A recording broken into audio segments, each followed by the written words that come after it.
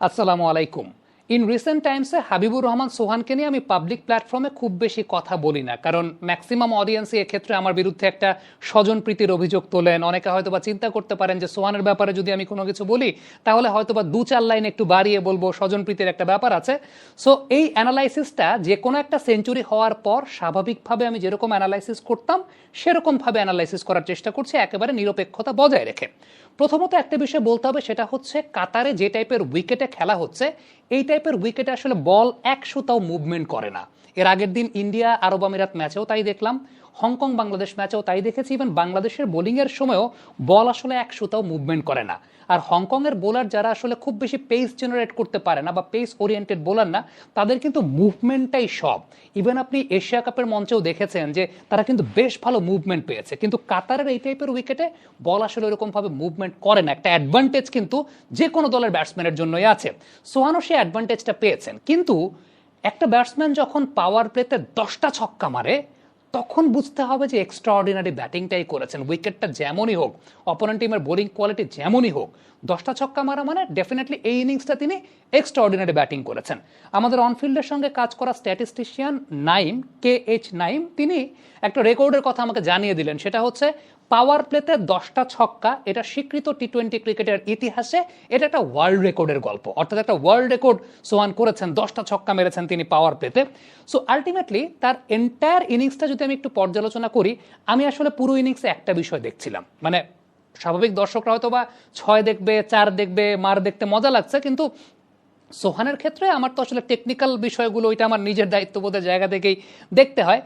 সোহান একবার একটা কথা আমাকে বলেছিল, তা হচ্ছে বিপিএল এর মঞ্চে একবার যখন ও অ্যালেক্স হেলসের সঙ্গে ব্যাটিং করছিল, অ্যালেক্স হেলসের সঙ্গে ব্যাটিং করার সময় একটা বিষয় ফলো করছিল যে ফ্রন্ট ফুটে যখন অ্যালেক্স হেলস ওয়েট ট্রান্সফার করছে, ব্যাকফুটটা অ্যালেক্স হেলসের নড়ে না, একদম স্টেবল থাকে, একদম স্টিফ থাকে।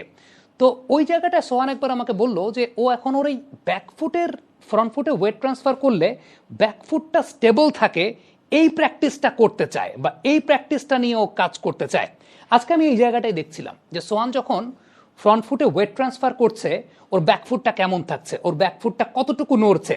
আমি একটা বিষয় খেয়াল করলাম, আমার সেলফ স্যাটিসফ্যাকশনের জায়গা যে মাশাল্লাহ ওর ব্যাকফুটের একটা স্টেবল জায়গা আমি দেখতে পাচ্ছি, যেটা ওই বিপিএল যখন ও খেলছিল, অ্যালেক্স হেলসের সঙ্গে যখন ও ব্যাটিং করছিল, ওর নিজের কাছেই মনে হয়েছে, ওর একটা সেলফ রিয়েলাইজেশন ছিল যে অ্যালেক্স হেলস মারছে, ওর ব্যাকফুটটা কত সলিড, কত বেসটা কত স্ট্রং।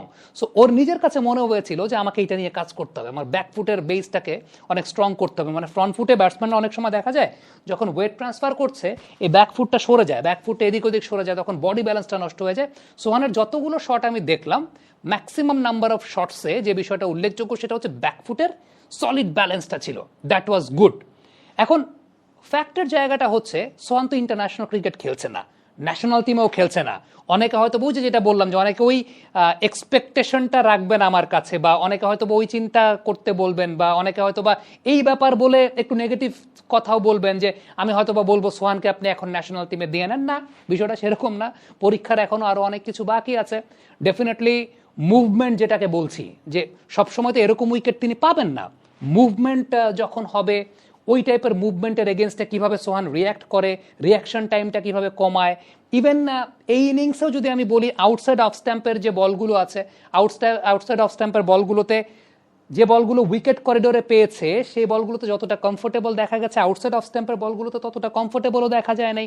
সো এগুলোর পরীক্ষা আরও অনেক কিছু বাকি আছে। ডেফিনেটলি আরও যখন বেটার বোলিং অ্যাটাক খেলবে, আরও বেটার বোলিং অ্যাটাক খেলার পর আরও শানিত, পরিশীলিত, নিজের ফল্ট রিয়েলাইজারও করতে পারবে, পরিশীলিত হয়ে দেন সোহান একটা সময় ইন্টারন্যাশনাল ক্রিকেট খেলবে।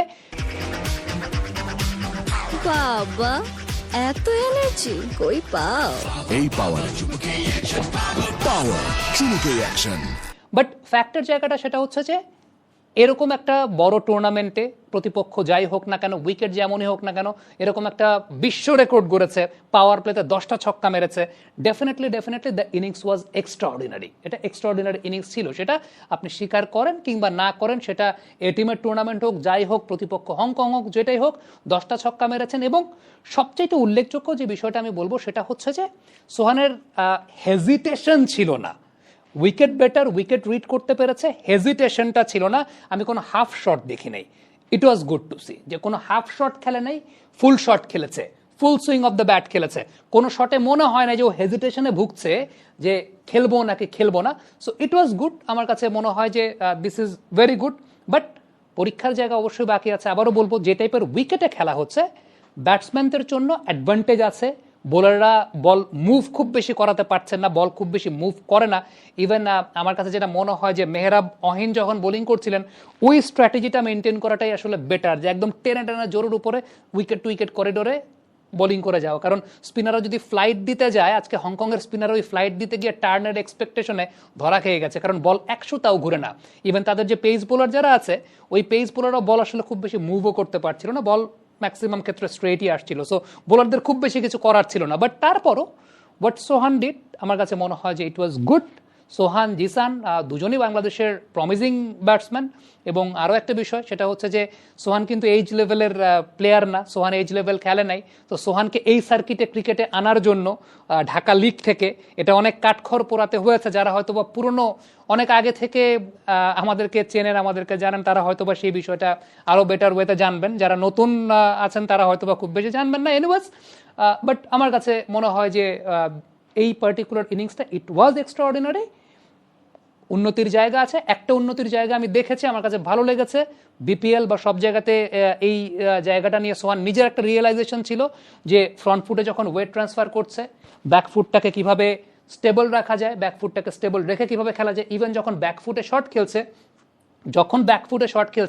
তখন এই ব্যাকফুটটাকে কিভাবে স্টেবল রাখা যায়, এটা নিয়ে সোহান কাজ করেছে, which is good, which is very positive to see. Comment বক্সে আপনাদের মন্তব্য, মতামত জানতে চাই।